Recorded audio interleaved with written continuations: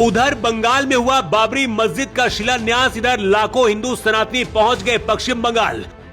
भगवाधारी संतों ने हिला दिया दीदी का किला। बंगाल में 5 लाख सनातनी पढ़ रहे भागवत गीता। हर तरफ जय श्री राम। बाबा बागेश्वर ने मन से हिंदू राष्ट्र का नाम लेकर कर दिया सबसे बड़ा ऐलान।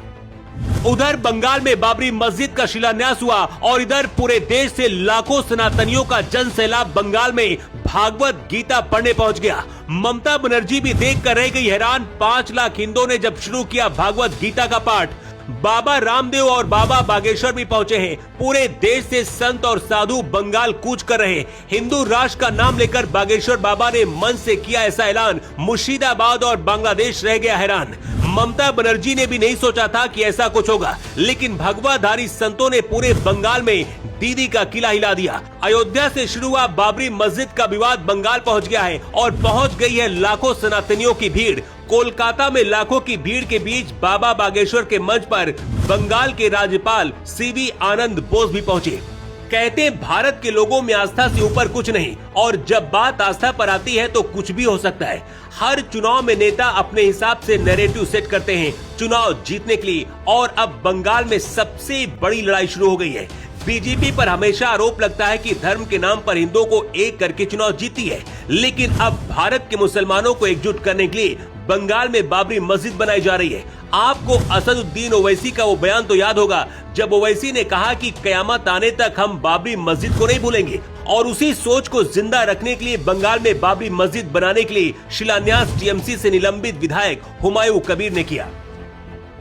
बंगाल में विधायक हुमायूं कबीर के बाबरी मस्जिद जैसे ढांचे का शिलान्यास करने के बाद अब हैदराबाद में भी बाबरी मस्जिद की 33वीं बरसी पर आयोजित कार्यक्रम में तहरीक मुस्लिम साबिन ने हैदराबाद में बाबरी मस्जिद का स्मारक बनाने का ऐलान कर दिया है। लेकिन सवाल है कि आखिर क्रूर अत्याचारी और भारत की संस्कृति को नष्ट करने वाले बाबर के नाम पर ही किसी मस्जिद का नाम क्यों रखा जा रहा? 6 दिसंबर को बंगाल के मुर्शिदाबाद में बाबरी मस्जिद का शिलान्यास हुआ और अगले दिन 7 दिसंबर को 5 लाख सनातनी हिंदू बंगाल में गीता पाठ करने पहुंच गए। ये भीड़ इतनी ज्यादा है कि देखकर राम मंदिर आंदोलन के दौरान का नजारा याद आ गया। पूरे देश से यहाँ साधु सन्यासी पहुंचे। इतना ही नहीं, मंच पर बाबा बागेश्वर के साथ बंगाल के राज्यपाल सीवी आनंद बोस भी पहुंचे। हर तरफ जय श्री राम के नारे लग रहे थे।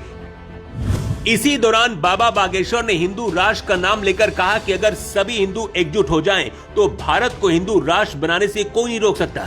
धीरेन्द्र शास्त्री ने कहा कि ये देश बाबर का नहीं, रघुवर यानी भगवान राम का है। आप लोग तय कीजिए कि गजवाए हिंद चाहते हैं या फिर भगवाए हिंद। बाबा बागेश्वर ने कहा कि बहुत जल्द बंगाल में धर्म विरोधियों की ठठरी बांध देंगे, सनातन विरोधियों को धराशायी करेंगे। बंगाल में भागवत गीता पाठ करने पहुंचे ये लाखों सनातनियों की भीड़ इस बात का सबूत है कि भारत अब बदल चुका है। जिस देश में कभी कट्टरपंथियों का राज था, मुस्लिम देशों से भारत की सरकारें चलती थी, यासीन मलिक जैसे आतंकी सीधा प्रधानमंत्रियों से मिलते थे, अब भारत सनातन युग में लौट रहा है।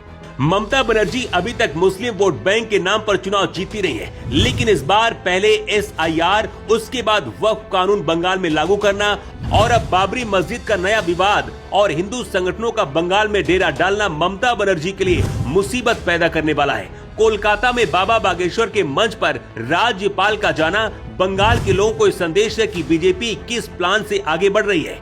इस बार सिर्फ मुस्लिम वोट बैंक के नाम पर ममता बनर्जी के लिए चुनाव जीतना बंगाल में आसान नहीं होगा, लेकिन बाबरी मस्जिद विवाद को लेकर अगर बंगाल में हिंदू एकजुट हुआ तो इस बार बंगाल में दीदी का तख्ता पलट भी हो सकता है। वैसे बंगाल में गीता पाठ करने पहुंची लाखों सनातनियों के इस जनसैलाब पर आप क्या कहना चाहेंगे? अपनी राय जरूर दें। रिपोर्ट।